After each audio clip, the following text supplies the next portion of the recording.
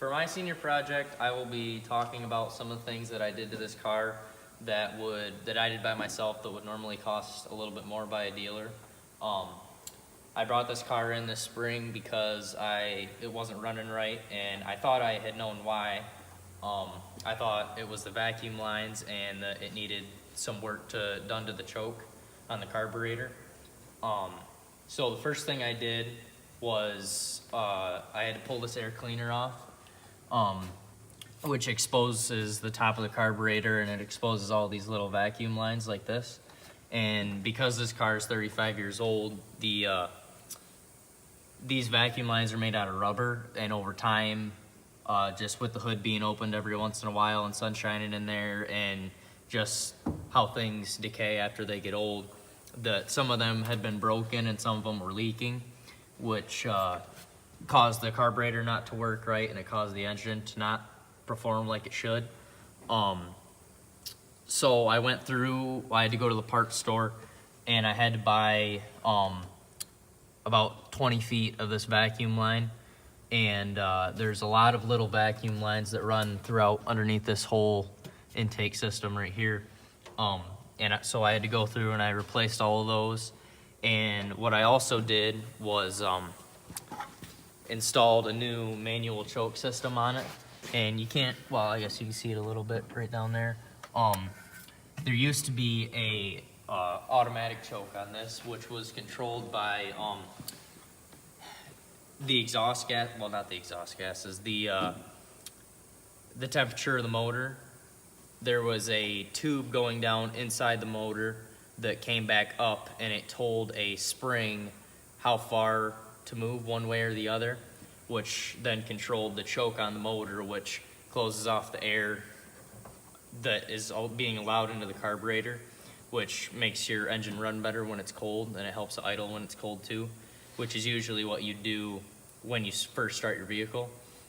On something newer like that car over there, because that car isn't carbureted, it has a different fuel injection system on it. You don't have to worry about a choke because all of that is done electronically with the fuel injectors and the way the throttle body opens and closes. But on this, I chose to use a universal manual choke kit, as opposed to replacing the parts that were wrong with the automatic choke, because it was about $50 difference, and I only drive this car every once in a while in the winter time, so it's not really that big of a deal to me. So to operate the manual choke, there's a button on the inside. It's a cable that runs all the way up into the carburetor, and to activate it, you have to pull out on this, which pulls a little vent or flap closed, and then which cuts off the air that's going into the motor, so that way it will idle a little bit higher and it'll warm up faster and it'll run better when it's cold. So that way when it gets warmed up, all you have to do is push this in and your choke's off.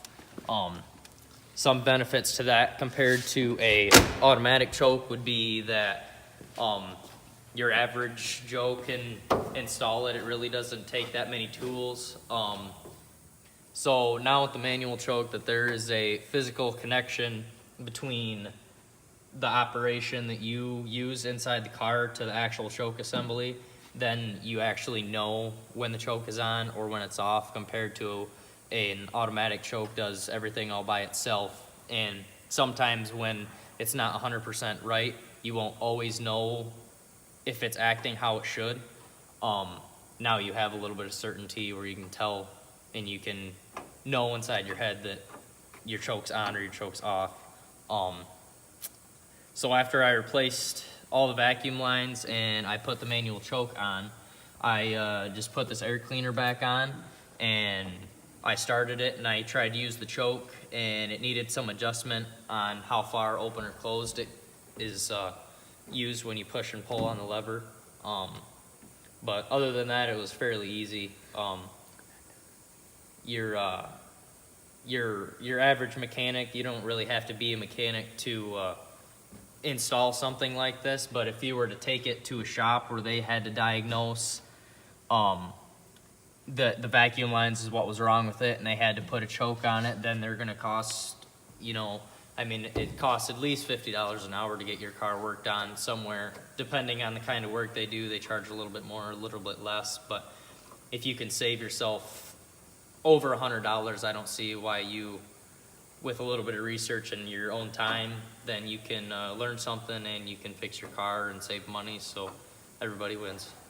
I'm going to start by talking about how we changed the alternator in this car for my senior project. My dad found this car on Facebook for about $300, and the guy said it needed a new alternator, an engine light diagnosis, and a fuel system flush. The dealer wanted $700 just to replace the alternator and $120 to check the engine light. You can get your engine light checked for free at AutoZone. It might not be as accurate, but it'll give you a place to start. So it saves you $120. We bought a brand new alternator for $189 from AutoZone. Keep in mind that it's not a factory installed alternator. It's an off-brand one. It does the exact same thing, but we saved a lot of money there. The dealer also wanted $120 an hour to work on the alternator, which they said it was going to take 3 hours, and I did this in an hour by myself, and I had never replaced an alternator before. I will start by talking you through how to change an alternator in this car. It's a 2009 Mazda 6. I'm not going to get too in depth with it because it's kind of a lot of work, but once you get going, it's fairly easy. So you start by taking the passenger side front tire off. Then you tape off the interior plastic that goes all the way around the tire so you can get to the tensioner pulley, which makes the belt tight for all the pulleys in the car. Then the alternator is located about middle of the car. There's a heat shield that you take off. It's just one bolt down in here. Once that is off, you take off 3 bolts that connect the alternator to the car. There's a top one and there's 2 bottom ones. They come out fairly easy. Once the alternator bolts are removed, you will flip the alternator over and let it hang, and it'll sit. There's a cross member bar down there that it'll sit on. There's a little alligator clip that holds the wiring into the alternator that you have to unhook. Then the alternator will remove. But keep in mind, make sure you unhook your battery before you start on the alternator. Once you get the alternator out, you can get the new one. You hook the wire. Get it down in there, flip it over, hook the wires up, get it back into position. The easiest way is to hold it with your hand on the bottom of the alternator and get the top bolt started first. Once you get the top bolt started, just get it in a couple threads so you can still move the bottom around. Get the bottom 2 bolts started and tighten them all up, but don't tighten one before you tighten the other.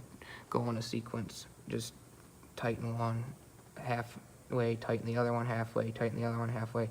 Once they're tight, you can put the heat shield back on, which is just the one little bolt. Once that's all done, you go back to your tensioner pulley. Look at a belt diagram. You just look it up on the internet for, like I said, a 2009 Mazda. It'll show you how the belts run. Make sure that your belt is run the right way. Then you will go back down to when you'll have the tire off. You'll move your tensioner pulley so the belt's all good. Put your plastic piece back in. Screw your tire down. Make sure the lug nuts are torqued to spec. So you're going to need a torque wrench, or you can take it to a shop and have them do it. Usually your tire place that installs your tires will do that for free. But other than that, it's fairly simple as long as the bolts come out good. I mean, if you have to, spray a little bit of WD-40 or PB Blaster or anything to break the bolts loose. But after that's all done, go back and hook your battery up. Once your battery's hooked up, you should be good to go. Check your dash lights to make sure the battery symbol's not on. That'll make sure that your alternator's working correctly. Other than that, it's pretty easy. You should be able to figure it out. There's a lot of videos on YouTube on how to do it. But